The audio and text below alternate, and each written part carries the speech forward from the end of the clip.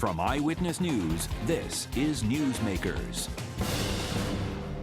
Founded in 1764, Brown University is one of the oldest schools in the nation, but Rhode Island's hometown Ivy endeavors to be cutting edge in a crowded higher education marketplace. The university's president has sought to bolster Brown's Alpert School of Medicine, but a feud between the state's top two hospital groups has left the state's medical landscape in turmoil. And what's her message to parents worried about the ever-rising cost of college? Our guest this week on Newsmakers, Brown University President Christina Paxson. Welcome to Newsmakers. I'm Tim White. Joining me on the show, as always, my colleague, Eyewitness News reporter Ted Nesi. Brown University President Christina Paxson, it's really good to have you on the show. Welcome back. Very glad to be here. Thank you. I want to start with the cost of higher education. I'm sure you can imagine parents and students are sitting around kitchen tables deciding whether or not they're going to go to school. They're debating the value of higher education. And look, President, if they are going to school, most of them are not going to an Ivy League school like Brown University. Students who graduate from colleges and universities in Rhode Island tend to have among the highest student debt in the country. With all that crushing debt, that conversation, as I said, is shifting to, is it worth it? What do you say to that family? What I say to that family is, it is worth it. It is definitely worth it. So if you look at information on how much more people earn if they have a four-year degree relative to a high school degree, it's about $1 million more over the course of a lifetime. So the value of going to college has actually gone up and stayed up. It's not gone down. So that's a common public misperception. So it's hard to afford, and I understand that, and I think we really have to focus on making college affordable, because in the long run, it's the absolute best investment that people can make. You have a front row seat to making college more affordable. To go to Brown University right now with tuition fees, room and board, it's $73,000 a year, and that tuition has been increasing over time. And people at home might be going, well, wait a minute, Brown University has a really healthy endowment. I mean, it was $4.2 billion the last time you publicly announced it, and they might wonder why tuition keeps going up when the university seems to be so financially healthy. The university is financially healthy, and that's an important point. But what you have to understand is that the endowment is used to give students financial aid so that they can come to Brown. So, half of our students are not paying that full sticker price. So, for example, if you're a family and you have income of $60,000 or less, which is pretty far up in the income distribution in the U.S., coming to Brown is free. It doesn't cost anything. And we've also eliminated loans from our financial aid packages, so you can graduate from Brown not having paid anything and not having been asked by the university to take out loans to support. I have such a dumb question for you, and I apologize in advance. So, then why not make tuition $20,000 a year for everybody? Well, you know what? There are people who can afford $70,000 a year. If you want to do a big giveaway to wealthy people, that would be the perfect thing to do. But what I believe, is that tuition, the amount that people pay for college should be what their families can afford, right? One thing that's striking to me is just how selective Brown and your peers have become. I looked it up. Daily Herald reported only 6.6% of undergrad applicants for the class of 23. It's about fewer than 2,000 of 39,000. I know not all 39,000 were qualified, but some of the 37,000 you rejected would probably have done well at Brown. You're an economist. Supply and demand. Why not get bigger? There is so much demand for a Brown education. Well, those students are all getting in somewhere, and most of them who are qualified are getting in somewhere great. So what's happened is, because it's easier to apply to college, we have the Common App, students are applying to 10, 12, 15 schools. Well, what that does is it swells the applicant pool, and it pushes down the acceptance rate. So a lot of it is very artificial. It's not that the students who Brown can't accept are sitting at home saying, I guess I can't go to college, or I guess I can't even go to a good college. By and large, people are getting into the colleges that are the right fit for them. And yeah. But Matt Iglesias at Vox, he's been harping on this a lot. He's a Harvard graduate, and he says, the country's population continues to grow and grow, and our elite universities should too. Make more and more room for more and more students to come in, the good students, because it's also an export for America. I mean, is not just you, for Harvard and everybody else. What do you think of that? So what I would say is, I think it's very important that we make sure that there's enough higher education available for this country for everybody who needs it. What most people don't realize is when you look at the Ivy League, we educate less than 0.5% of all U.S. college students. If we were to double in size, it would barely make a dent. Nearly 75% of college students are going to public institutions.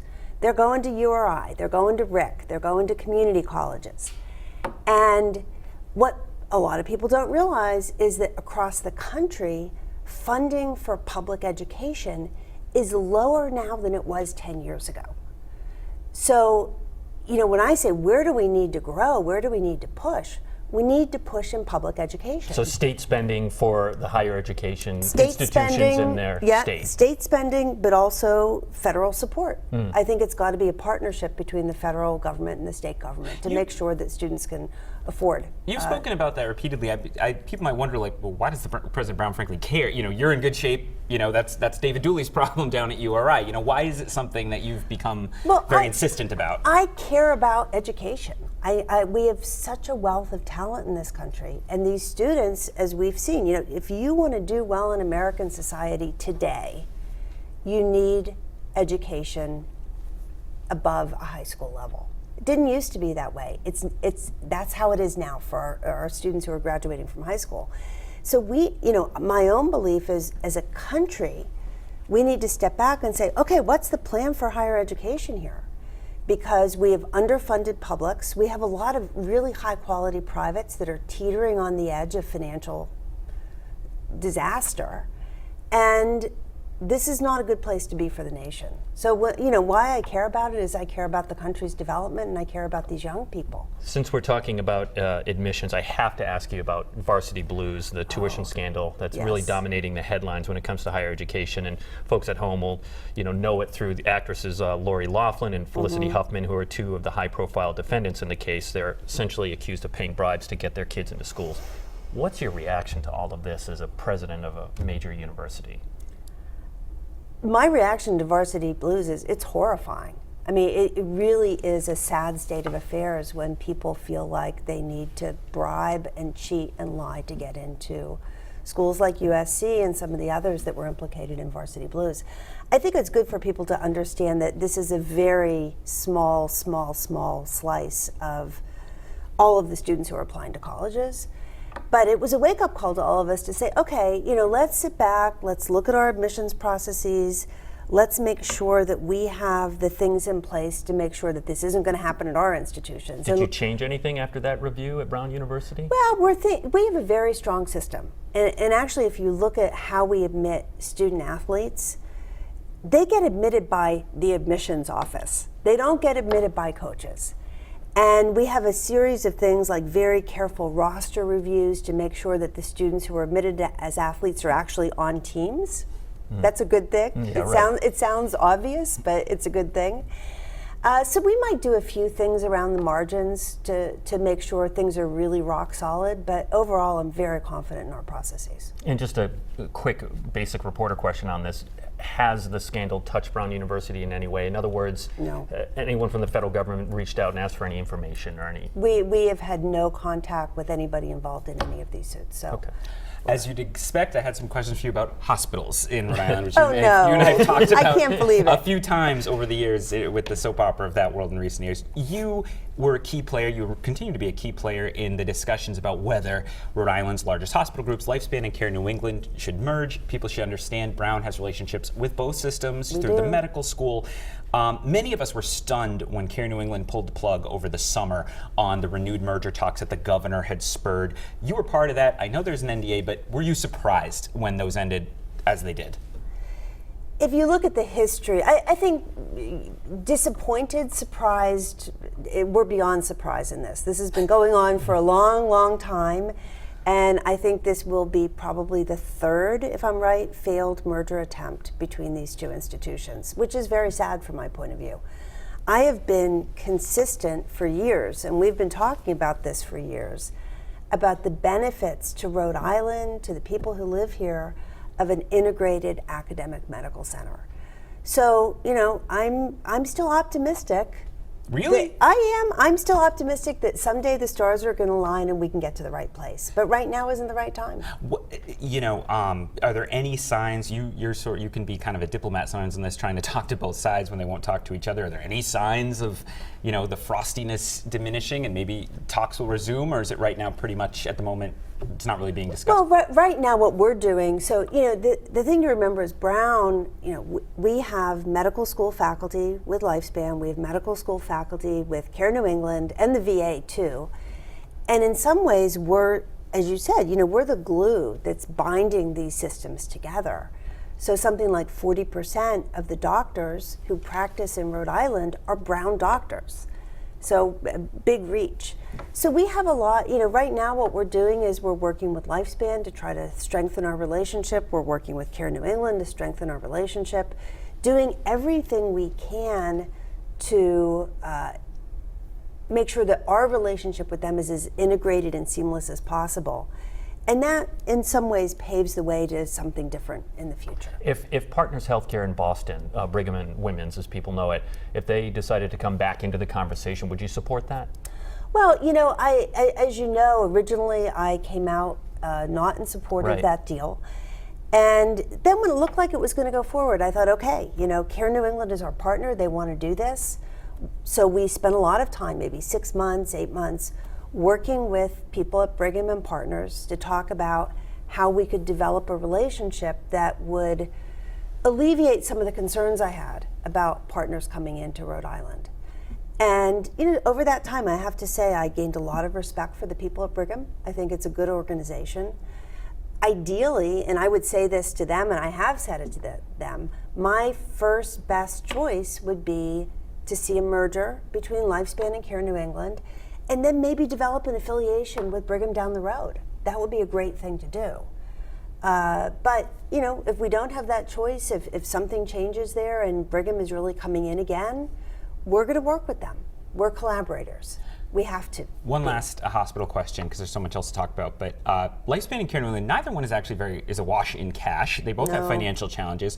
Brown, not to say Brown has to be the piggy bank on this, but Brown might have a little more financial flexibility. Is Brown willing to contribute financially if a deal was getting closer to actually do a merger there to try to help actually put the capital in that would be needed for them to come together and be successful? We've indicated all along that we're very willing to make investments in an academic medical center. We already are. We have Brown Physicians, Inc., and Brown is an investor in that faculty practice plan. So this is not something that would be foreign to us. And if we think that by doing something, we're going to strengthen healthcare in this state, and that's really important, and also strengthen the academic enterprise of research and education, that's a good investment for us to make.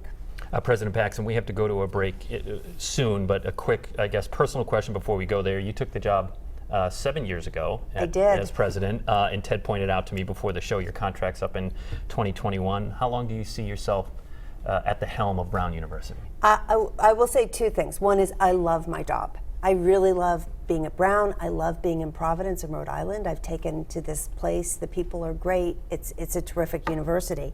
And we're growing, and we're doing really interesting things. So I have no desire to leave anytime soon.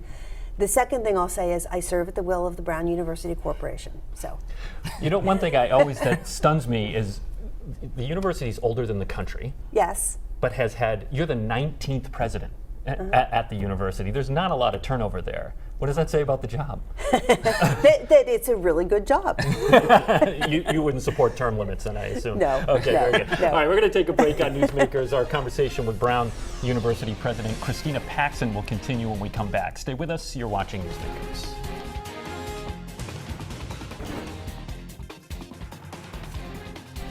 Welcome back to Newsmakers. I'm Tim White. To my left, eyewitness news reporter Ted Nesi. Our guest this week is Brown University President Christina Paxson. President, as you know, the troubled Providence public school system has been taken over by the state. Brown University is on the city's east side. Can and will the university play a role in the attempt turnaround of the public schools in Providence? So yes, we will play a role in working with RIDE and with PPSD to turn the schools around. And what would that look like? It's really important. So, you know, what it looks like, it's under development right now. So what we're doing is working very closely with the Commissioner of Education, who I think is terrific, by the way. And we're saying, okay, you know, Brown has resources in teacher education, in applied research. We have hundreds and hundreds of volunteer hours on the part of students. How can we take all of these resources, and we've been doing a lot for the schools over the past decade, but how can we align them with where she wants to take the school system so that we can be more effective in what we do? So I think this is a wake-up call, and it's a wake-up call to Brown, to other institutions of higher education, to people in the community, businesses, that this is a collective responsibility. We're all going to have to come together. We're all going to have to coordinate like we've never coordinated before. Work together, make it better. Boston Globe did a story a couple months ago, I know folks at Brown didn't love it, about a commitment your predecessor, Ruth Simmons, made to raise $10 million for the schools. $10 million was not raised in the end.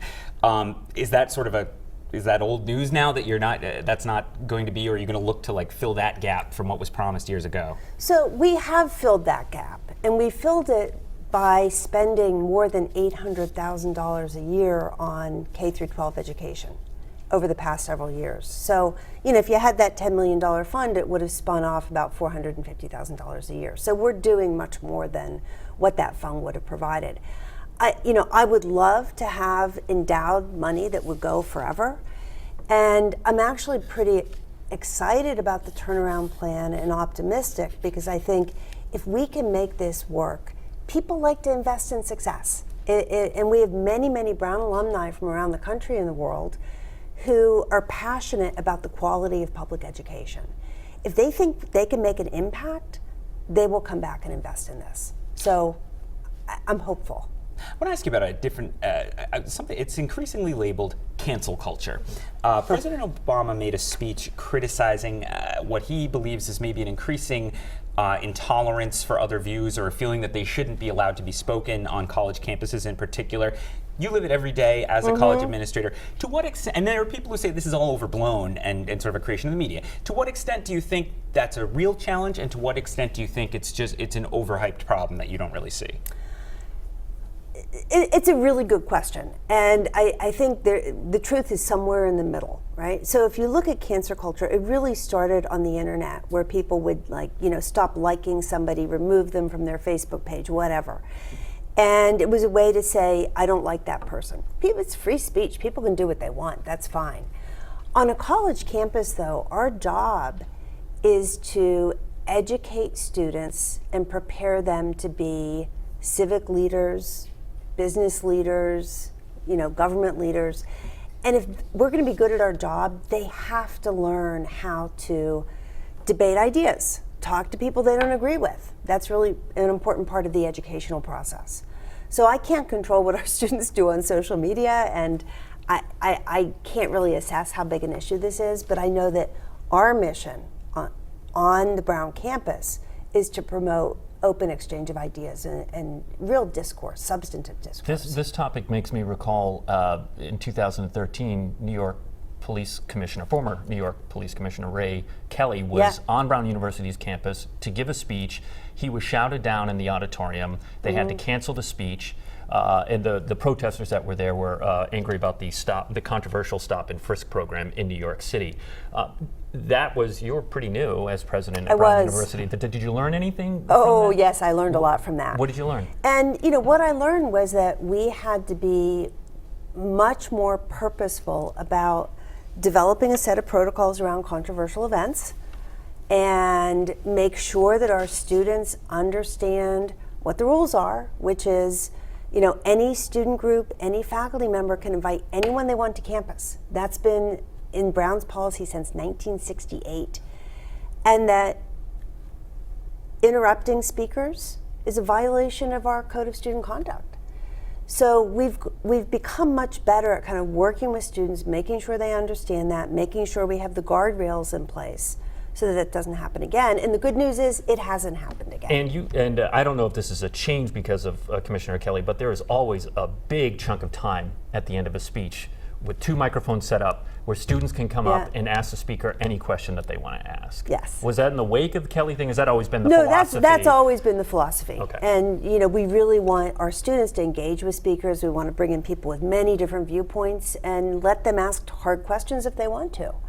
I remember Jeb Bush came to speak a couple years ago, and students asked some tough, hard questions, and they had a great back and forth.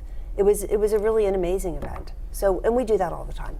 I've been stumped by a Daily Herald interviewer before myself, so I know what that's like. While we're talking about the culture at Brown, I feel like I've witnessed, just in my years as a reporter around, kind of a sea change in Brown's attitudes toward the military and veterans, students who are veterans. For decades, the school often made national events, banned ROTC programs. That's changed in recent years. And on Veterans Day this month, you actually announced you're eliminating, as I understand it, out-of-pocket costs for veterans students, and you're doing need-blind admissions for prospective veterans students.